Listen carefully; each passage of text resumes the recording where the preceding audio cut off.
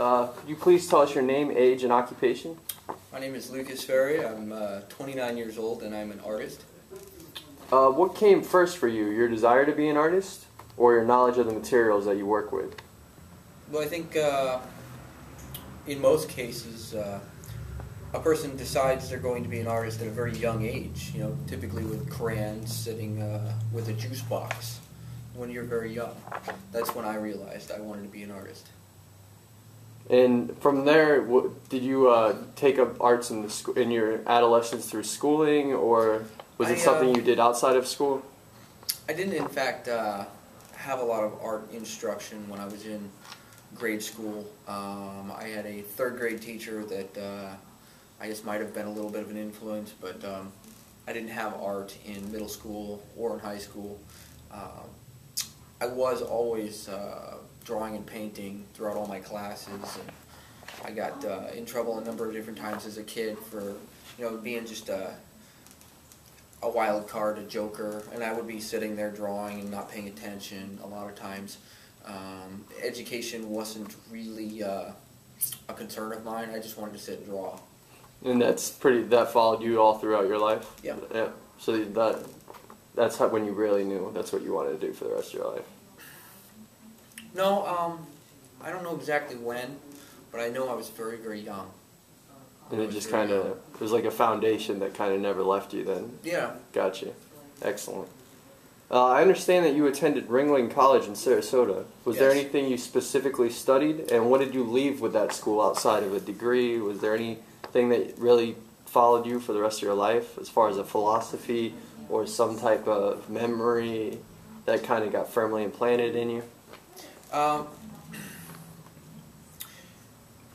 think for me, entering the school, I had a thought about things, and I actually left this as my final words. I was given an opportunity to leave something to the future generations of the school. Mm-hmm. It was easy to get in and hard to stay, and that was the mentality that I maintained throughout the entire time I was in Ringling. It was a very, very difficult program, and I would say for me it was probably more difficult because I was older. I don't have the traditional background.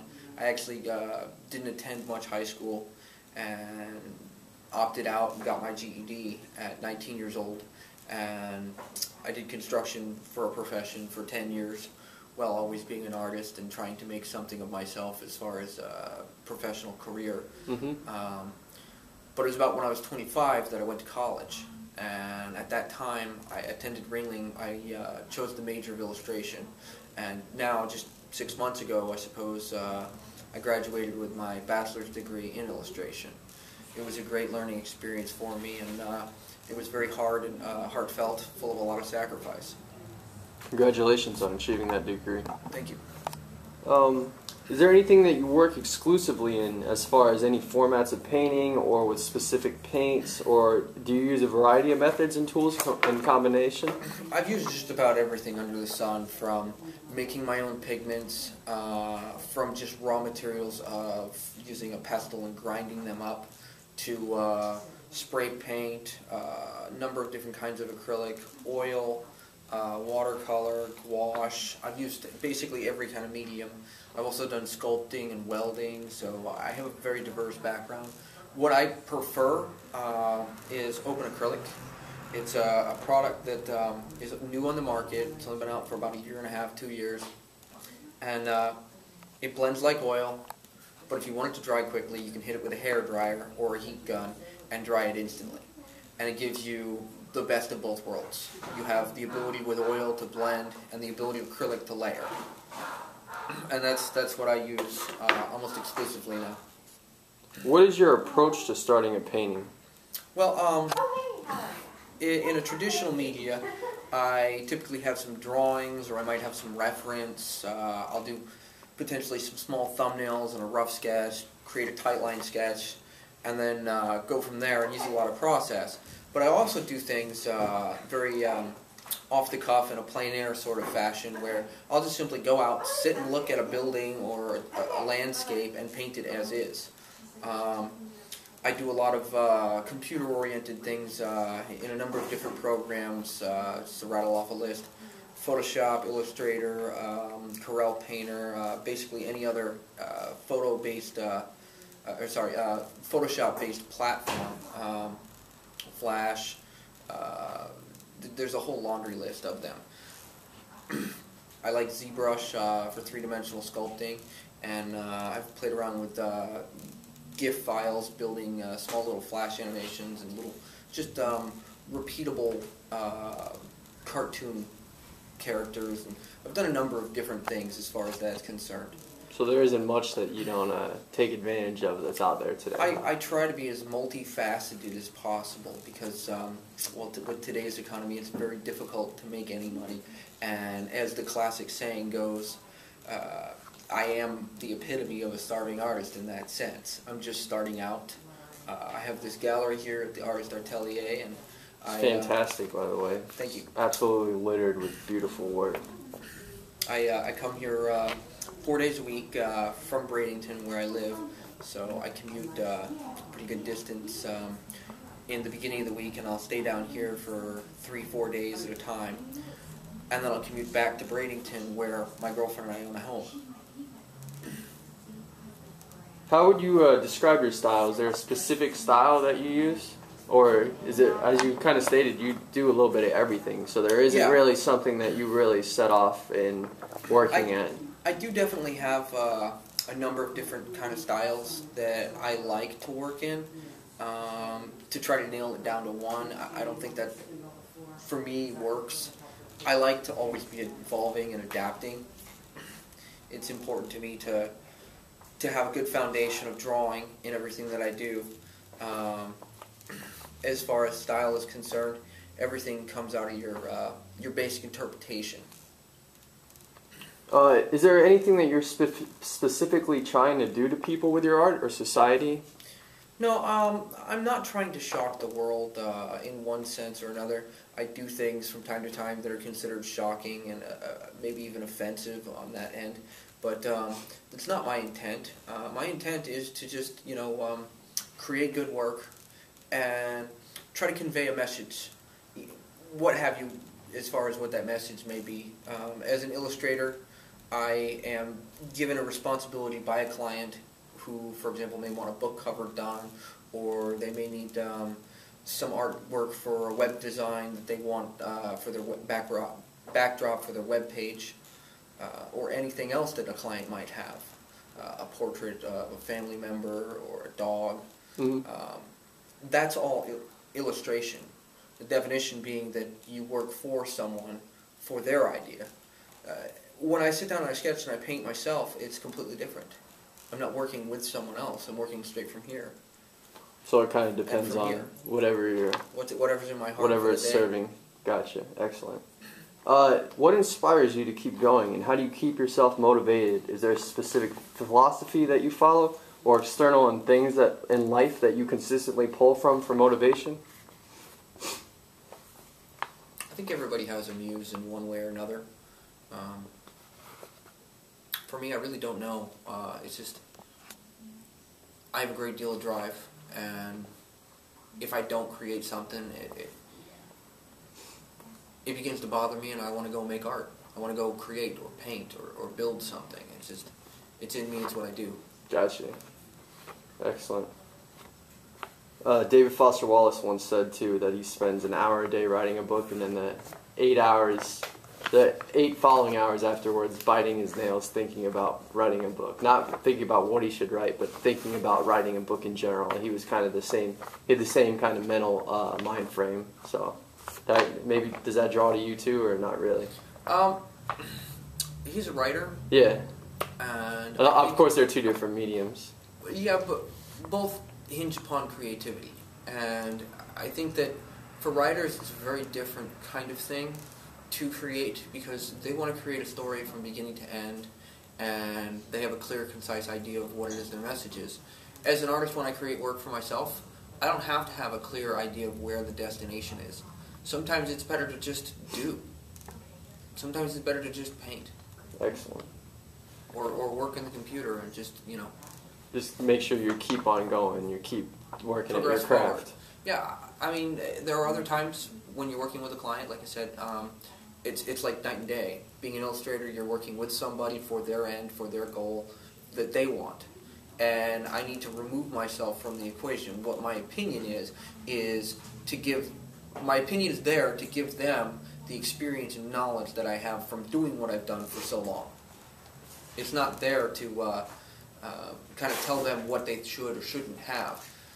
Their opinion matters. Their idea of what they want matters. They're the client. They're the one who's paying me to do something. Gotcha.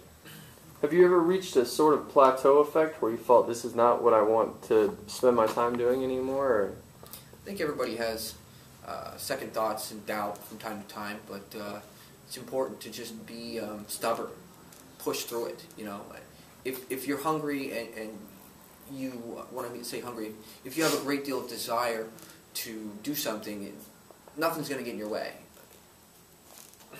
In what ways do you stretch yourself to make your work grow? Is there anything? Always looking at other artists. I'm always looking at a very wide variety of different type of external influences, whether that be poetry or conversations about theology, and or it could be something as simple as business ethics. But I'm always looking at different avenues and trying to compile as much information as I can that then I can use and put out. So there's nothing really in life that doesn't inspire you for your art, then, huh? Maybe tax law. Are there any influences or anyone you look up to when it comes to artists as a general, or influence outside of art, if any? Too many for me to really count, but I've definitely had some good mentors, and I've been very, very lucky along the way to have met so many great artists and experienced so many wonderful things.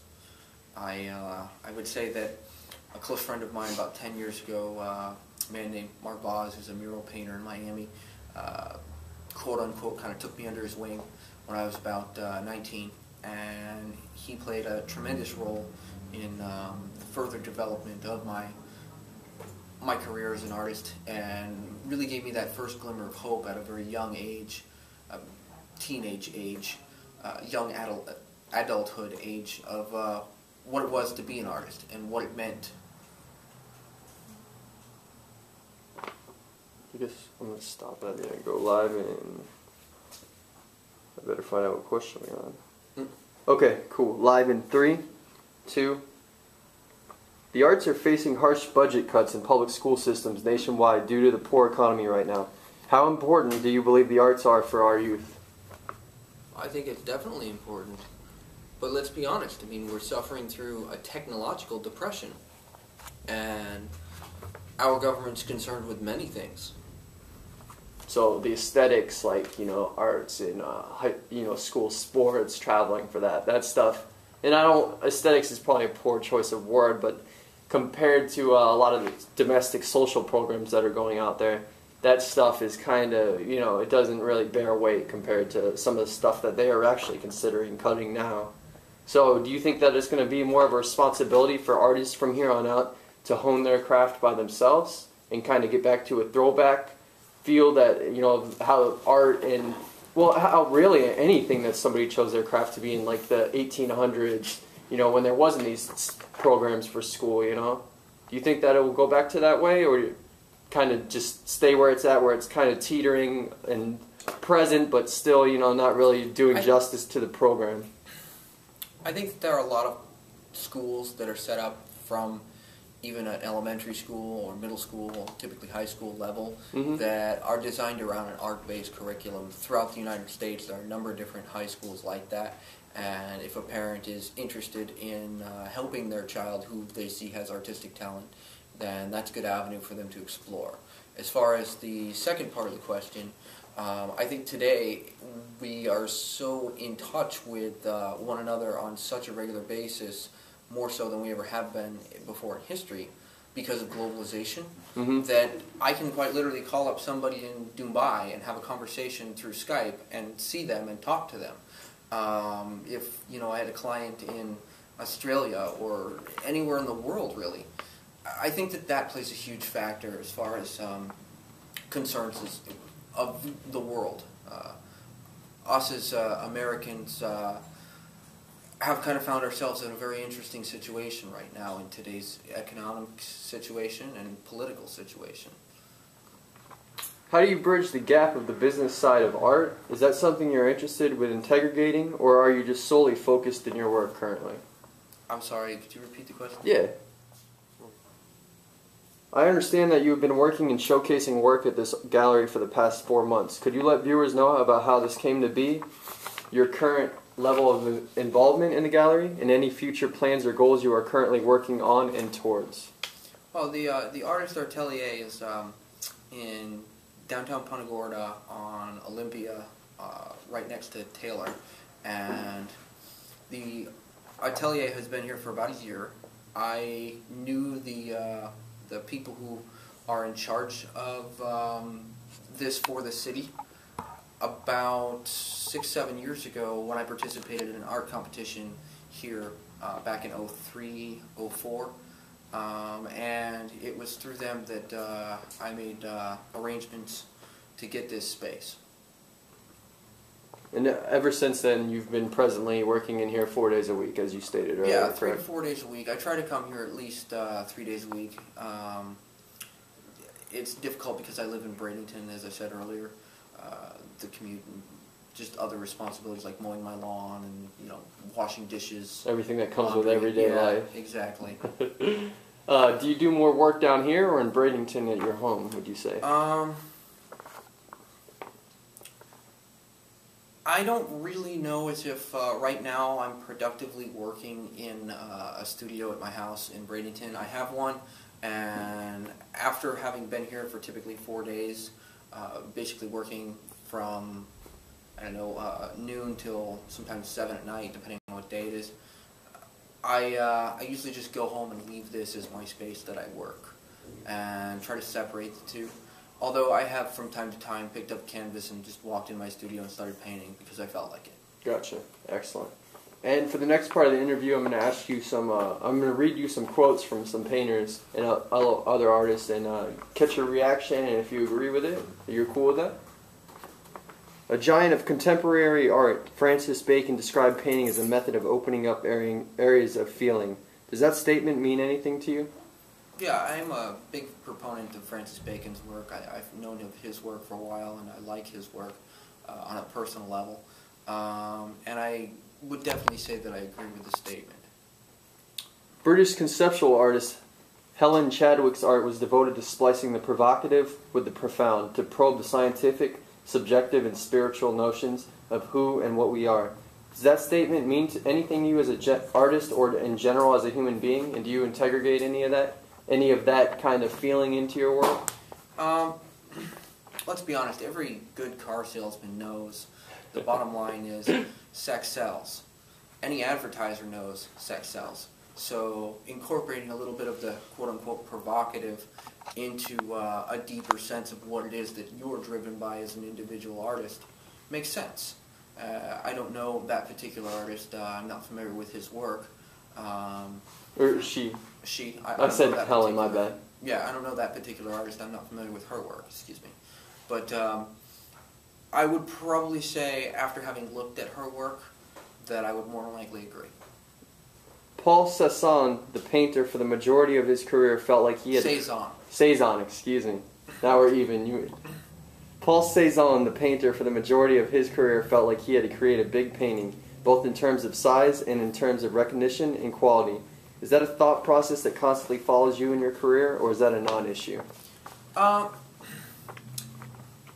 It's not that high up on the priorities. I have a small car. If I had a van, I would be much happier working large. I definitely have a strong desire to work larger. I would love to do some murals here in downtown Punta Gorda. But for me right now, having a small two-door car, it's just not a possibility. If I had a larger vehicle that would accommodate the necessary space for a larger canvas, I would definitely. Gotcha. I've done something a couple different times with either diptychs or triptychs where you paint one image across 3 or 4 canvases, and that's one way of kind of bridging the gap but ultimately I need to get a different vehicle. Gotcha, and then you'll be able to branch out into that. Yeah. Painter and filmmaker Julian Schnabel, I believe his name is, states that you cannot take advice from older artists because the basis of your work as an artist is to destroy the standards that they set. Do you agree with that statement? No, I can't say that I do, but I can't say that I disagree either. I think that, like most things in life, it's subjective.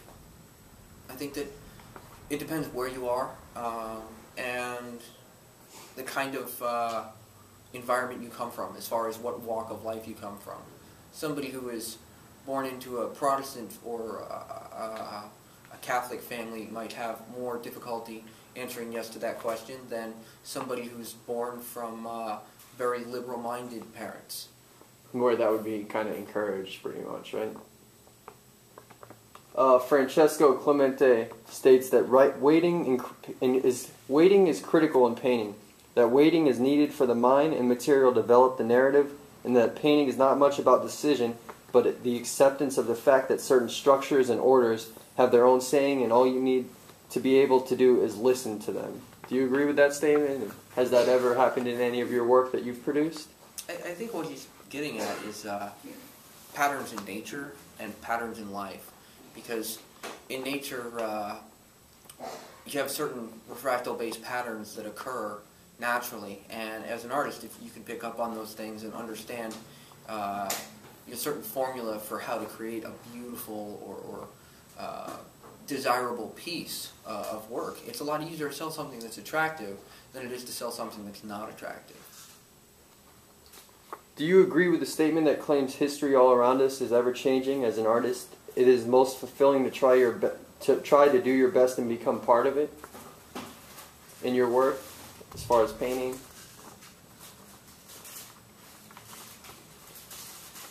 Again, I would say that it's difficult to answer, but for me, I would say yes. Gotcha. Martin Kippenberger stated a good artist had less than time than he does ideals. Do you agree with that statement?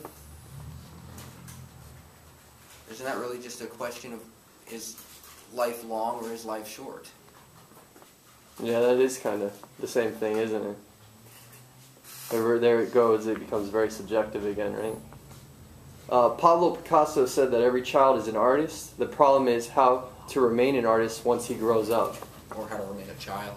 Yeah. A child's mind is new and sponge-like. Everything you see is fresh and vibrant.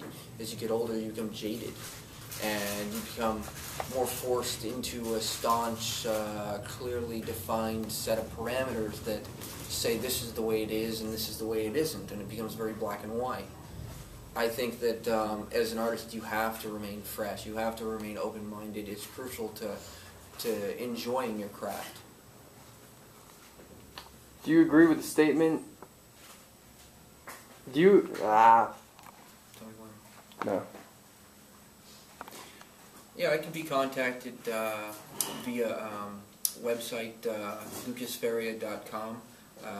You can email me through there. You'll find my contact information, so you could call me potentially, or you could just come down to the Artist Atelier anytime between Monday and Friday, and hopefully I get an opportunity to meet with you, and maybe we can make something nice.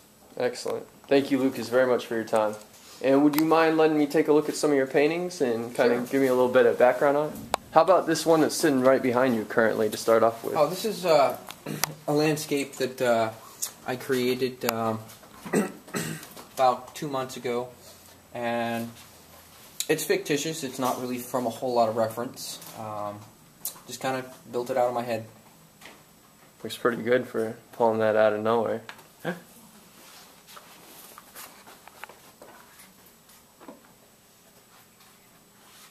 And what about this up here? This is a rendition, kind of a satire, if you will. It's basically the Muhammad Ali fight, the very famous float like a butterfly, swing like a bee. So there's like both sides of it pretty much illustrated in that. And how about this tree over here? Is that a banyan tree? Yeah, this banyan tree was at the Ringling Museum. I went to the Ringling Museum a few different times to just go paint open air in the public. And I've also gone to this South Lido Beach. And is that in Sarasota? Yeah, South Lido Beach is in Sarasota. Just past Siesta Key if you're coming from the other direction, or if you're coming from Port Charlotte, it would be just after the main area in Sarasota. And there's like a collage below this too. Is this Sarasota? No, this isn't Sarasota. This isn't really a collage. It's the same image repeated 4 times. Okay, you're right. I didn't even notice that. Wow. Each season is depicted, and it's still technically a work in progress. Like most art, I never really feel finished with it. There are some things that it's just clearly obvious to me I need to let go and just leave alone. It looks perfect. But sometimes with certain things, I work on them for a long time, and I may not be happy with them, and I'll just keep working on them or reworking them in different ways. And is this a portrait on the wall over here? That's actually my girlfriend, Stephanie. Is it? Yeah. The one that you're currently involved with right now? Yeah, I've been with her for over 4 years. When did you paint this? Recently? No, I did that about 2.5 years ago. And these boxes below? That's my thesis. Is it really? Mm-hmm. They're compartments I built, and there's stuff in them because I use them for storage. But this one's nearly empty. I put down high quality upholsterer's foam, and I cover it in this fabric here, and the box moves independently in a number of different ways and positions, and there's artwork on all the sides. I would say there's 144 square feet of painted area. That's awesome, man. And this is one that you're currently working on down here. Yeah, I started working on that a couple hours ago. It's just a still life that I happen to like, and it's a little rough right now. I'm still just defining the basic parameters of the painting.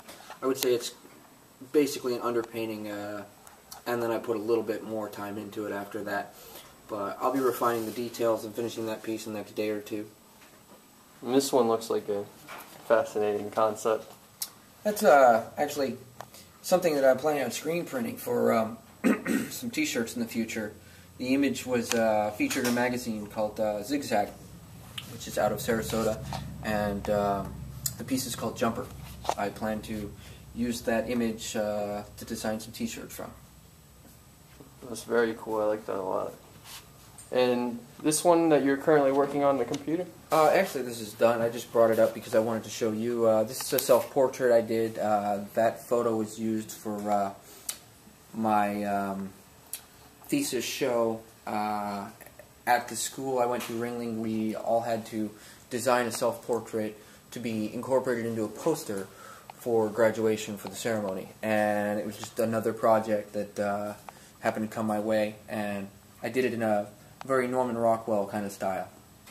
And for viewers who aren't familiar with that, what does a Norman Rockwell style entail, incorporate? Well, most people are familiar with Norman Rockwell best for the doctor's offices that he did with small children, playing a pivotal or sometimes even amusing role in the paintings. I'll have to check that out. I've never seen any of his work. That sounds like an interesting concept. What about this one on the wall, too? That's a quick oil sketch that I did earlier this year of a male nude and a bowl of fruit. I did that sketch in about, oil sketch, in about 2 hours. So that's all it took you to do that? Yeah, I've got 700-800 paintings at my house. I've got dozens and dozens of paintings very similar to that piece. At Ringling, it's impressed upon you to do at least 3 hours of painting in any studio class, if it's a painting class, or 3 hours of drawing, if it's a drawing-based class. Fantastic. Is there anything else you'd like to say? No? Thank you very much for your time, man. Okay. Really appreciate it.